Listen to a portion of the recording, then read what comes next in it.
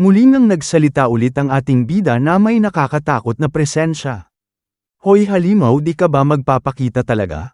Ika ng ating bida sa hari ng mga unggoy. Muling kinausap nga ang hari ng mga unggoy, ngunit di nga ito makapagsalita kahit gustuhin niya dahil takot na takot ito kung anong mangyayari at nasasabi na lang na katapusan na niya. Ika nito. Di na nga niya nakayanan ng pressure na nilalabas ng ating bida at hirap na nga ang hari ng mga unggoy at sinasabi na lang niya sa kanyang sarili na din ako makakauva, hanggang dito na lang ako. At dagdag pa niya sa kanyang sarili, pasensya na kayo, di na makakabalik ang hari ninyo, at ang kanyang sinasabihan ang mga kasamahan niya na naiwan sa isla. At sabi pa niya, di ko in-expect na ganito ang mangyayari sa kanya. Nasabi nga talaga niya na the more na malapit ako sa kanya, nararamdaman ko na isa talaga siyang Diyos. Kaya kahit na anong gawin ko ngayon, di na ako makakatakas, at isang salita niya lang parang sisibog na ang katawan ko sa sobrang takot at lakas ng pressure. Ika ng hari ng mga unggoy. At nasabi na lang din niya na wala na akong magagawa pa kundi lumabas at magpakilala at humingi ng tawad, anumang mangyari tatanggapin ko ng buo. Ito na nga sinabi ng hari ng mga unggoy na sobrang natatakot sa ating bida. Pumunta na nga tayo sa eksena na parang may isang kamakalabog na drum na palakas ng palakas. At sa ating bida pala nang gagaling ang tunog na yon, na tila sisabog na din ang kanyang dibdib sa sobrang takot dahil tunog ng tunog din ang sistema na nasa panganib nga siya, pero di niya alam at hari ng mga unggoy ang sobrang natatakot sa ating bida.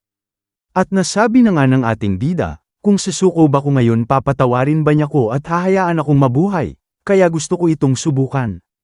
Di rin alam ng ating bida na parehas sila ng inisip ng hari ng mga unggoy, kaya naman sabi pa niya, wala na akong magagawa kundi subukan ko na.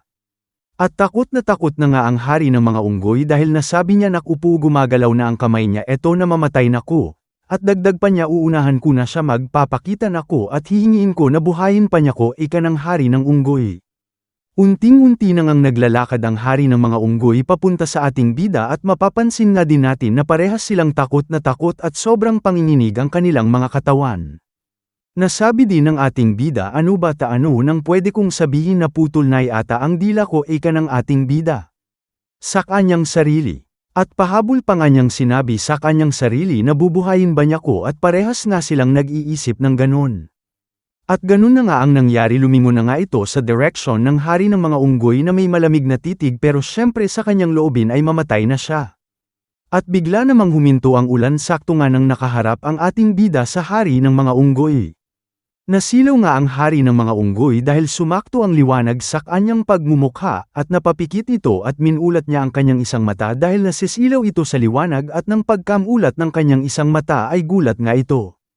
At nang humarap ang ating bida sa hari ng mga unggoy ay saktong-sakto nga ang pagtatagpo ng kanyang mga kamay at liwanag ng araw sa kalangitan, at nagmukha talaga itong isang Diyos, at sabay nagsalita ulit ang ating bida na may malamig na boses, sabi nga niya, halimaw. At pagkasabi niya nga ito habang nakataas ang kanyang kamay, dagdag pa niya, ay halimaw, maaari bang? Hindi na nga natuloy ang kanyang sasabihin dahil may narinig siyang boses na tila may panginginig at isang kalabog. Kaya naman pala hindi na nakapagsalita ang ating bida dahil naunahan na ito ng hari ng mga unggoy, na sinabi nga nito na biglang lumuhod at sabi nga, Panginoon, parang awa muna. Gulat nga ang riksya ng ating bida sa mga nangyayari, di na nga din ito nakapagsasalita dahil sobrang nashock ito sa ginagawa ng hari ng mga unggoy. Hindi nga lang ito lumuhod kundi nagbaw pa nga ito ng nakasabsab ang kanyang pagmumukha sa lupa habang sinasabi sa ating bida ang mga katagang, Panginoon, patawarin niyo po ko sa akin pahangasan, at lubusan po talaga kong nagsisisi sa pag-istirbo ko sa inyo, pero maari niyo bang buhayin ako at gawin na lamang ninyong alakad? Gagawin ko po ang lahat para di po kayo mabaygo sa akin. Sinabi nga ng hari ng mga unggoy ito na may pagkatakot at buong pusong humihingi ng kapatawaran at tanggapin nga ito bilang isang disipolo. Dagdag pa nga ng hari ng mga unggoy na, naglakbay pa po ko, aking Panginoon, mula sa malayong lupain, at naninirahan po ako at aking mga nasasakupan sa bundok ng Huagosan. Naglalakbay po ko para kapagtagpo ng makakatulong sa akin para ako'y lumakas at marating po ang pagiging immortal cultivator. Huwag sanang sumama ang inyong loob sa akin at patayin ako. Kung gayon man, hinihiling ko po na kayo na po bahala sa mga nasasakupan ko kapag nawala na po ko. Ika nga ng hari ng mga unggoy na sobrang pagpapakumbaba ang kanyang pinapakita sa ating bida. At sabi pa nga din niya, handa din po ko lumuhod dito kahit gaano katagal, tanggapin niyo nga lang po ko bilang disipolo o kaya patawarin ang akin buhay. Nasabi nga ito ng hari ng mga unggoy na sobrang natatakot talaga sa ating bida. At pinakita na nga ang tagpo na sobrang papakumbaba na nga ang pinapakita ng hari ng mga unggoy sa ating bida at di na nga lang nakakapagsalita ang ating bida dahil gulat na gulat nga ito sa mga naririnig at nangyayari sa kasalukuyan. At nasabi nga ng ating bida sa kanyang sarili na bakit nagyayarite di ko maintindihan, di ba ako yung hihingi na kapatawaran sa akin buhay, pero bakit ganito ang nangyayari ika ng ating bida sa kanyang sarili na di pera nito naniniwala sa mga pangyayari na ginawa ng hari ng mga unggoy. At nasabi pa nga niya ano ba talaga ito, di ba nga ako yung hihingi ng tawad, pero bakit ngayon baliktad na at ang malala pa gusto niyang maging didipolo ko siya, ano ba talaga ang nangyayari, gulong-gulo nga ang isip ng ating bida at di talaga akalain na magiging ganito ang tagpo nila. At napamuntong na lang ng hiniga ang ating bida at abang na abang naman ang hari ng mga unggoy sa sasabihin ng ating bida. Di pa nga nakakapagsalita ang ating bida bigla naman nagsalita ulit ang hari ng mga unggoy na sinabi pa nga nito. Matagal na po kong nabubuhay at matagal ko na pong inaasam-asam ang magkaroon ng pawang sa kahit sino, lalo na po ngayon gusto ko pong lumakas para makatulong po ako sa akin na sasakupan ika nga ng hari ng mga unggoy sa ating bida na kinukumbinsi ng puspusan ang ating bida. Nasabi na lang niya sa kanyang sarili na kung i-reject ko ba siya, kakainin ba niya ko, ano nang gagawin, natatakot nga din ito sa mga mangyayari. Dagdag pa ng ating bida, ano naman ang may tutulong ko sa kanya, ano bayan da ko na alam gagawin ko ika ng ating bida sa kanyang sarili. Nasabi na nga din ng ating bida na ano ba naman ito, pag di ko ba siya tuturuan mamatay kaya ako, pero pag tinuturuan ko ba siya mamatay din ba ko, ano ba yan di ko na alam gagawin ko. Ika nga ng ating bida na sobrang nag-iisip dahil nga ano nga daw ang kanyang maituturo. Pero kailangan ka bang subukan, ano bang dapat ikatakot ko, di ba wala pang ang nangyayaring masama. Dagdag ng ating bida sa kanyang sarili na may positibong pag-iisip at handa na nga ito magsalita. Di pa hangga nakakapagsalita ulit ang ating bida bigla naman muli nagsalita ang hari ng mga unggoy at nasabi, ano po Panginoon ko, tanggap na po ba ako bilang disipolo nyo? Ika ng hari ng mga unggoy sa ating bida.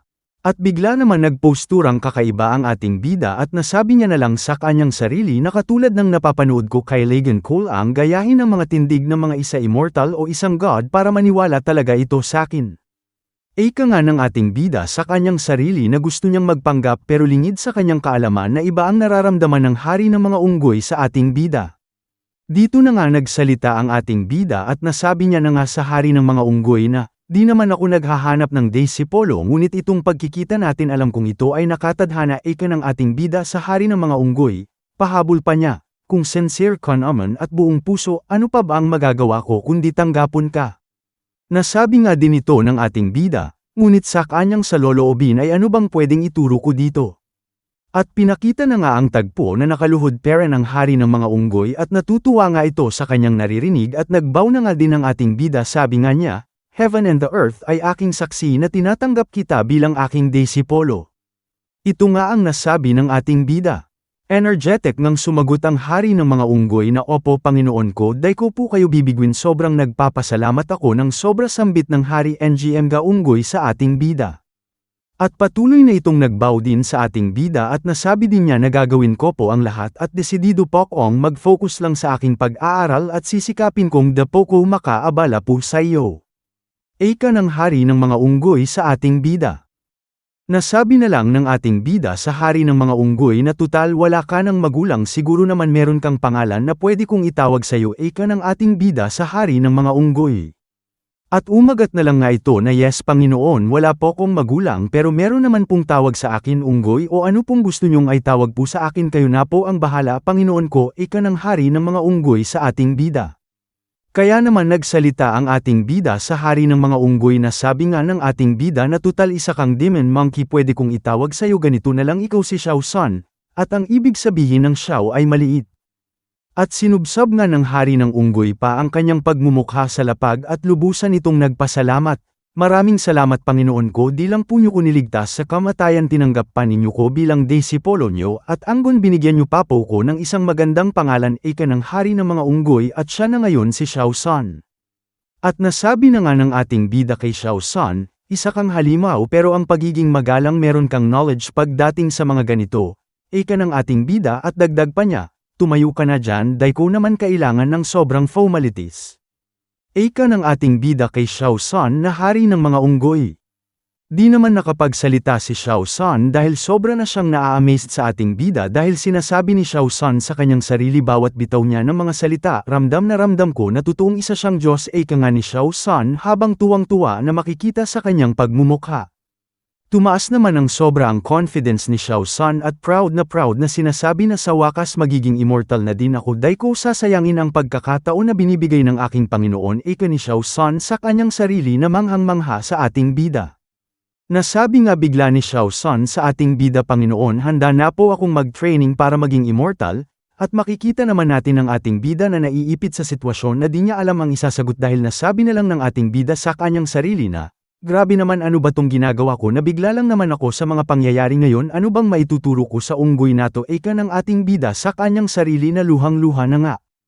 Naging seryoso nga ang tagpo dito dahil nasabi na lang ng ating bida, Xiao San, makinig ka ng mabuti sa mga sasabihin ko, ito ang unang lesson na dapat mong malaman, at titig na titig at tutok na tutok si Xiao San sa ating bida na excited na nga itong marinig kung ano man ito. Nasabi nga ng ating bida kay Xiao San na ang unang cultivation na gagawin mo ay tungkol sa iyong katawan, ika ng ating bida kay Xiao San. Bigla naman nagbaw muli si Xiao San at sobrang sumang ayon sa sinasabi ng ating bida na walang halong pagdududa.